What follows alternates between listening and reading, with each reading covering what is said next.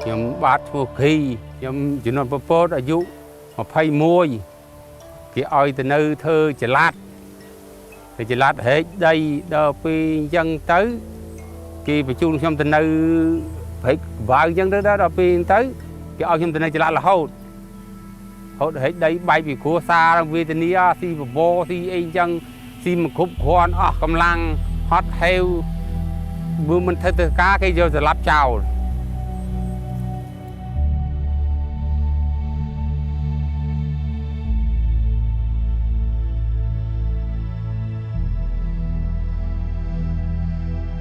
ព្រោះឯការងារមានញឹកតាំងតូចតាំងធំអីសូម្បីក្មេងកំពស់នេះក៏វិស្វករឬក៏អ្នកធ្វើគ្រូឬក៏ធ្វើអីទាហានប៉ូលីសអីក៏ដោយឲ្យតែអ្នកចេះ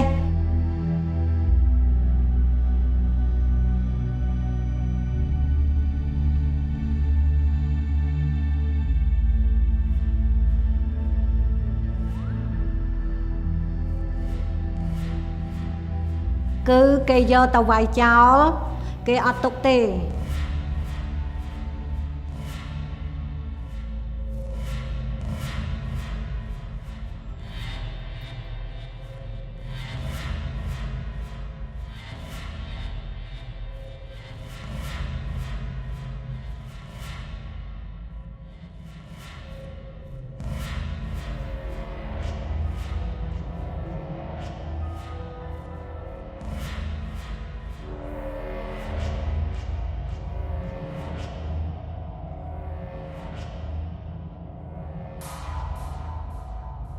ខ្ញុំឈ្មោះអ៊ីកគួងអាយុ64ឆ្នាំជាមេឃុំព្រៃកបៅខ្ញុំមានហើយខ្ញុំមិនបាច់ដូចចង់ខ្ញុំថាខ្ញុំនឹងជម្រាបជូនប៉ុន្តែគិតថាបងប្អូននឹងអាចដឹងថាតើហើយការហូបចុកវាអត់គ្រប់គ្រាន់ដល់អញ្ចឹងអាកម្លាំងពលកម្មដែលត្រូវមកធ្វើនៅទីនេះអស់ព្រោះសិតតែទឹកទាំងអស់យើងខិតខំហូបឲ្យនឹងហើយយើងរែកដីបន្តវារត់អត់រួចទេដល់អញ្ចឹងវាឲ្យស៊ីអត់ឆ្អែតហើយលើកដីហ្នឹងគឺលើកដីចាក់បំពេញបលាយនេះវាបខំមនុស្សឲ្យធ្វើការហើយវាចាប់ផ្ដើមគម្រាមមនុស្សដោយការកាប់សម្លាប់ហ្នឹងឯងដែលធ្វើមនុស្សចិត្តតែធ្វើចិត្តតែនាំគ្នារែកដីបន្តទៅទៀត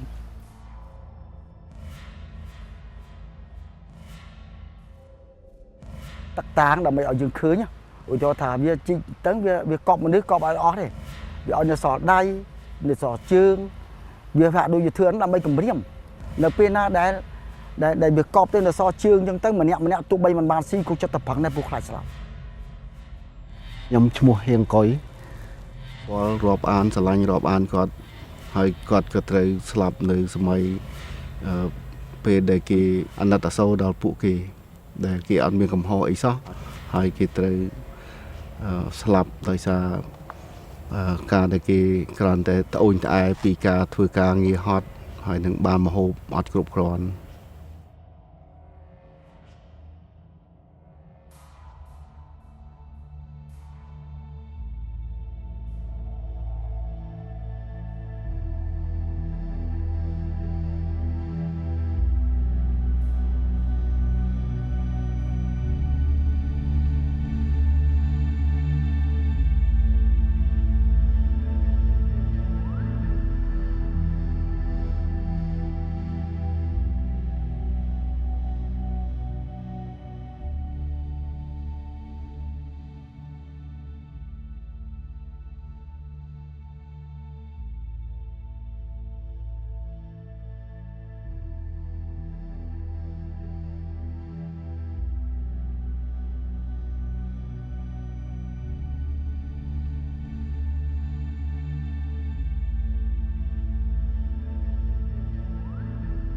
មានស្ត្រីជនជាតិហូឡង់ម្នាក់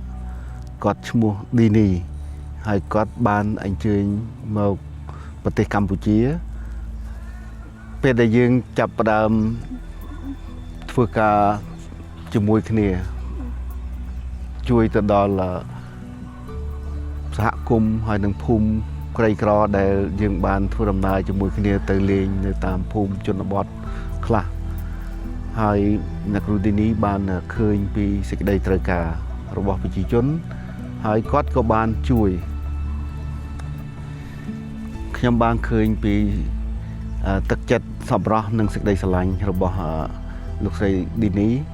គាត់ជាមនុស្សម្នាក់ដែលមានចិត្តក្ដួលអាណិតខ្ញុំបានជួបស្គាល់ជាមួយអ្នកគ្រូឌីនីតាំងពីឆ្នាំ90នឹងមកដោយសារគាត់បានមកជួបជាមួយខ្ញុំពេលដែលយើងថ្វាយបង្គំព្រះជាមួយគ្នាហើយខ្ញុំឈ្មោះងួនផានប៉ុន្តែទៅតាមភូមិហ្នឹងក៏ទៅមួយជាមួយគាត់នឹងរាល់ថ្ងៃអាទិត្យគាត់ទៅជួបក្នុងព្រះវិហារយើងអាចជួបនឹងលោកអីអញ្ចឹងទាំង3នាក់ហ្នឹងអាចធ្វើការជាមួយគ្នាក្នុងអង្គការស្ពានហ្នឹង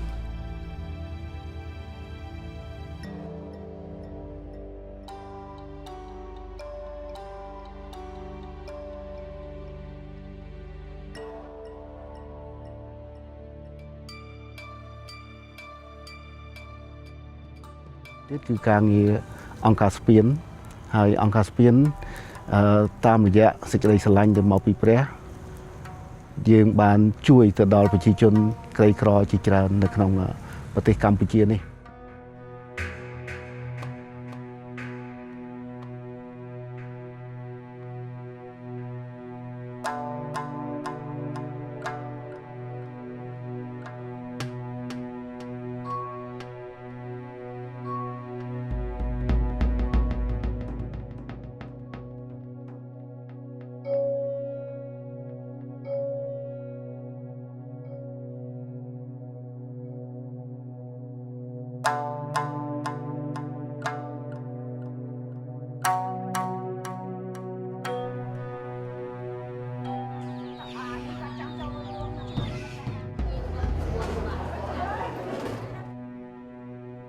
De eerste keer dat wij hier waren,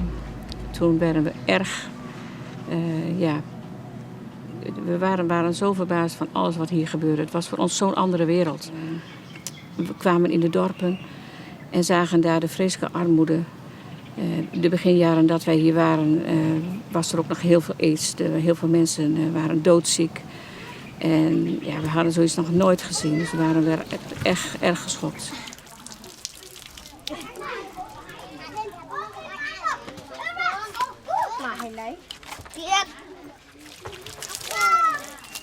Nhưng cha nhưng chưa to nhớ nhưng nơi ở phum sam pi xoay mía khai của vùng cham càng ngày chăm ngày nhưng cứ chỉ cho mà ngày phèm pòn mà khai phèm đọp mà một tiết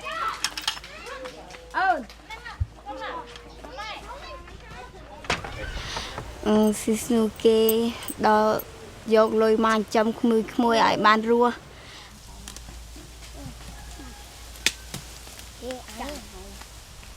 đơn tê ơi thằng pì đi mau chuyện na kia thơ ca ngay em tơ đằng kia rùa đằng kia làm đằng mày tê kia nhâm nặc đai tay đằng thơ mấy tơ hồ còn mày tê tài khó ai hai năng sẽ chơi sự vụ của sợi group gia này ạ mình đã xem trong ban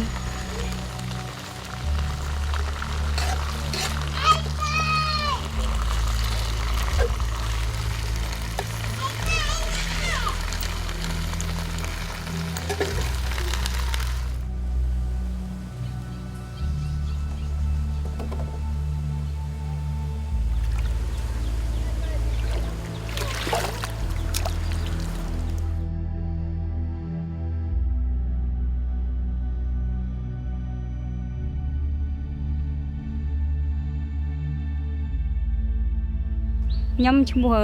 niên nhóm mùa phala អាយុ30ឆ្នាំ ខ្ញុំមានកូន4នាក់សប្តាហ៍ថ្ងៃនាងខ្ញុំប្រកបមុខរបរដូចជាលក់បន្លែនាងខ្ញុំខំប្រឹងពុះពៀដើម្បីកូនហើយសប្តាហ៍ថ្ងៃនេះនាងខ្ញុំថារកដើម្បីកូនហ្នឹងពេលដល់ថ្ងៃណាខ្ញុំរកបានក៏បានថ្ងៃណាក៏ខ្ញុំអត់មានលុយថវិកាឲ្យកូនរៀនដែរគ្មានញាតិគ្មានបងប្អូនណាគេទ្រាំទ្រទេយើងអ្នកមានជំងឺអញ្ចឹងពីមុនមកពេលអង្គការស្ពានមិនបានជួយនាងខ្ញុំអញ្ចឹងមកនាងខ្ញុំក៏យ៉ាប់យ៉ឺនឈឺកូនថ្ងៃណាក៏រាកក៏រុះឈឺអញ្ចឹងមិនដែលឃើញថ្ងៃណាជាដែរមានក្អួតឈាមក្អួតអីអញ្ចឹងនាងខ្ញុំរលុយរកាក់អីអត់បាន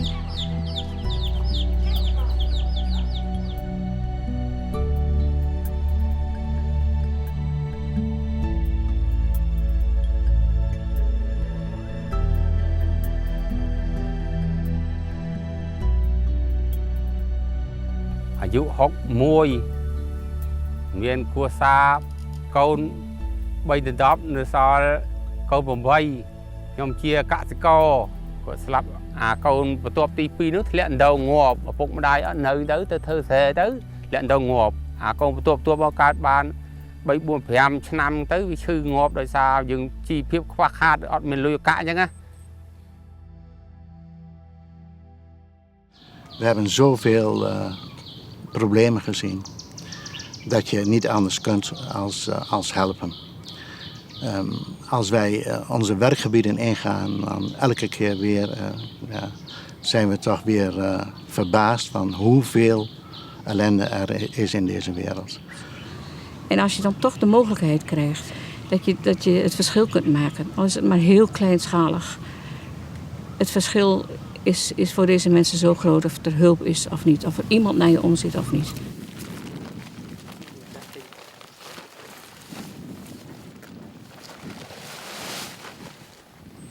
បានអង្គការជួយមកហ្នឹងតាំងពីធ្វើផ្ដើមទំនប់បាក់បាយដល់ទំនប់ជាប់ទៅធ្វើហ្នឹងខ្ញុំអត់ចេះនិយាយស្ពាននេះចេះនិយាយទំនប់ហ្មងបាទដល់ពេលអញ្ចឹងទៅគូរែងធ្វើផលហ្នឹងបានច្រើនធ្លាប់ពីការបាក់បាយបូមទឹកបូមអីហ្នឹងបានតាត្រឹមដូចថា10ທາງ10អីនេះដល់ពីធ្វើទំនប់ជប់ចិត្តហ្នឹងមកទឹកក៏ប្រហូរចូលស្រួលបានដល់វា30 40ທາງលើសឬថាអញ្ចឹងទៅ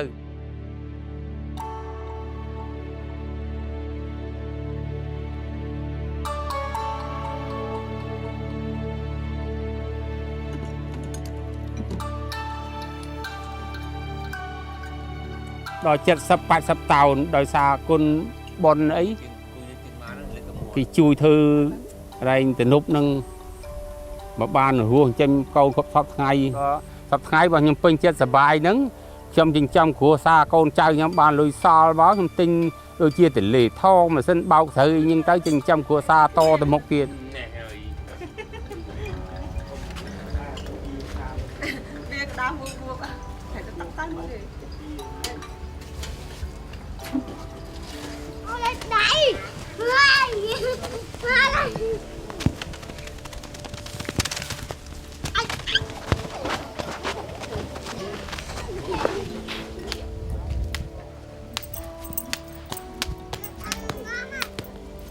ការស្ពានបានជួយដូចខោអាវអង្គហើយត្រីខទឹកស៊ីអ៊ីវសាប៊ូដោះខ្លួនសាប៊ូកក់សក់ថ្នាំដោះធ្មេញជ្រះដោះធ្មេញជ្រះបោកអាវវាពិតជាសំខាន់សម្រាប់ខ្ញុំដែលជួយជំនួយហ្នឹង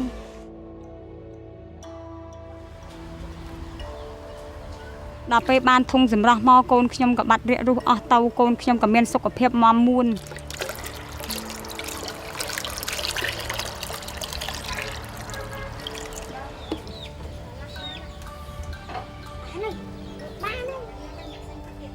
ជួយខ្ញុំនឹងកម្ពុជាហូឡង់លោកជួយទ្រាំទ្រនាងខ្ញុំឲ្យខ្ញុំបានហូបទឹកស្អាតរស់នៅស្អាតទីកន្លែងស្អាត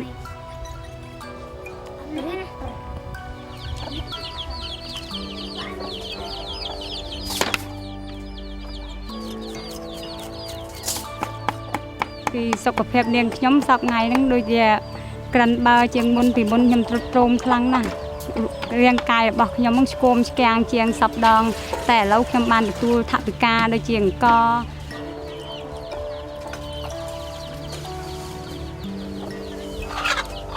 ខ្ញុំក៏បានរីកចម្រើនទៅដូចសពថ្ងៃ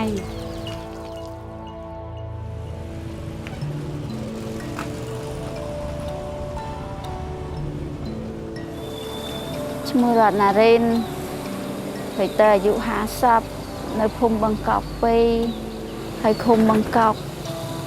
កូន3នាក់ស្រី2ប្រុស1បានទៅពេលឲ្យខ្ចីទៅបានឲ្យខ្ចីមកហ្នឹងសុំដូចថាអញ្ចឹងយកមកបានបង្កើតមុខរបរ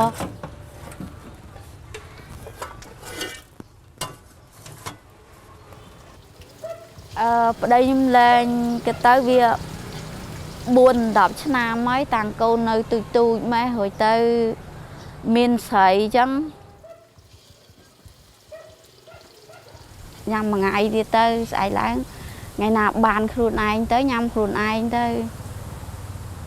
គិតតាខ្ញុំធ្លាប់គិតច្រើនតាគិតថានិយាយទៅចង់ឲ្យឈប់តាំងពីទី5ហ្នឹងប៉ុន្តែនឹកឃើញថាអនាគតកូន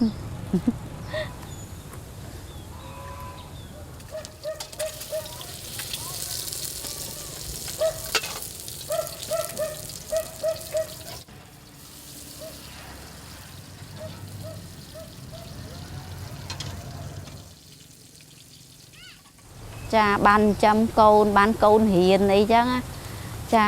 សូមអរគុណគាត់វាយខ្លះទៅចង់អញ្ចឹងបង្កើតមុខរបរទៅចង់ឲ្យបានផ្ទះសម្បែងឯធំដុំនៅ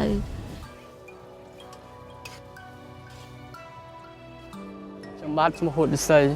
ខ្ញុំបាទមានអាយុ20ឆ្នាំខ្ញុំបានក៏សុំចូលជាទៅរៀនវិជ្ជាជីវៈជាមួយនឹងអង្គការស្ពានខ្ញុំបាទបានខ្ចីលុយពីអង្គការស្ពានចំនួន$500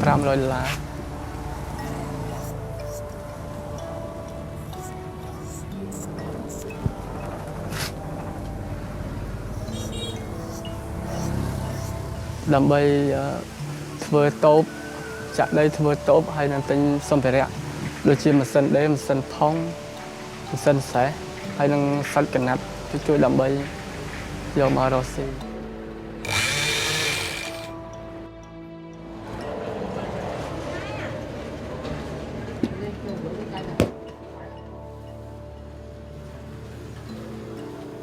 De projecten die we in Cambodja uitvoeren zijn velerlei.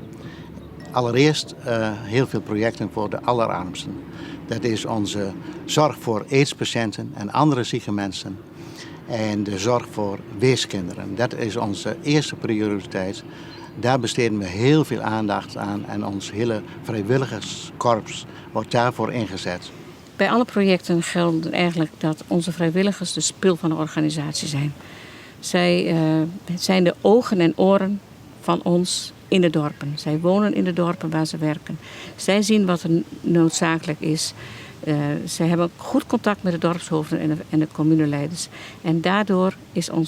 zijn de projecten zo'n succes. En zij doen met veel liefde hun werk, worden gerespecteerd in de dorpen. En ja, de vrijwilligers zijn het hart van onze organisatie.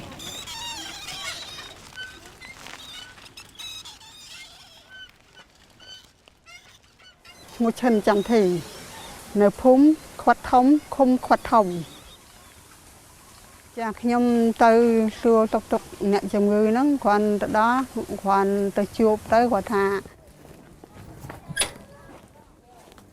ចាជំរាបសួរ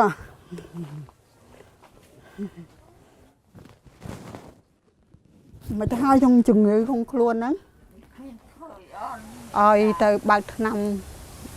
ថានៅបញ្ជូនទៅទីពេទ្យអញ្ចឹងណាដល់ពេលអញ្ចឹងទៅ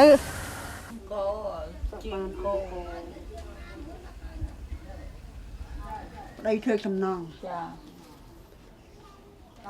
ពេលថាអ្នកជំងឺនឹងអាចទៅរួចខ្ញុំមានថវិកាក្នុងខ្លួនខ្លះខ្ញុំជួយឲ្យ15000អញ្ចឹងណាឲ្យអាចលុបទៅរួចកម្លាំងទៅរួចចាការប៉ះពាល់ឆ្លងដោយសារប្តីហ្នឹងមកពីប្តីដូចថា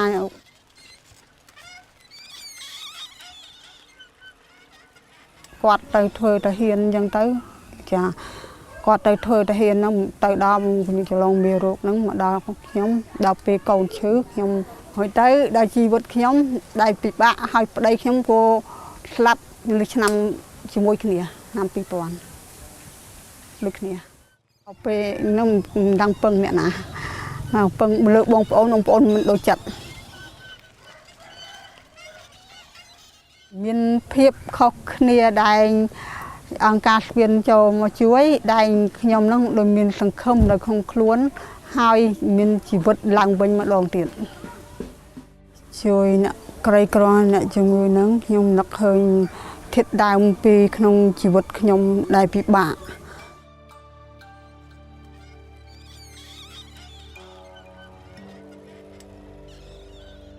Motto is help, helpers, helpen. Ja,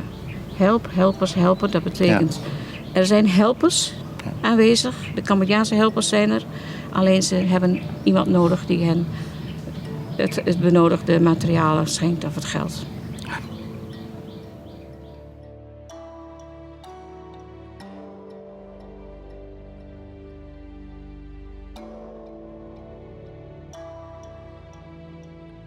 Andere projecten zijn projecten die met educatie te maken hebben. In ieder geval dat kinderen naar school kunnen gaan. Heel veel scholen zijn gebouwd. Er zijn door Spien in de afgelopen 25 jaar 140 nieuwe basisscholen gebouwd. Dat vinden we geweldig dat kinderen naar school kunnen gaan. Ja, អញ្ចឹងហើយដូច្នេះហើយនៅប្រទេសកម្ពុជាយើងជំរុញក្នុងការរៀនសូត្រដើម្បីឲ្យប្រទេសជាតិមានការរីកចម្រើនជឿនលឿនទៅមុខ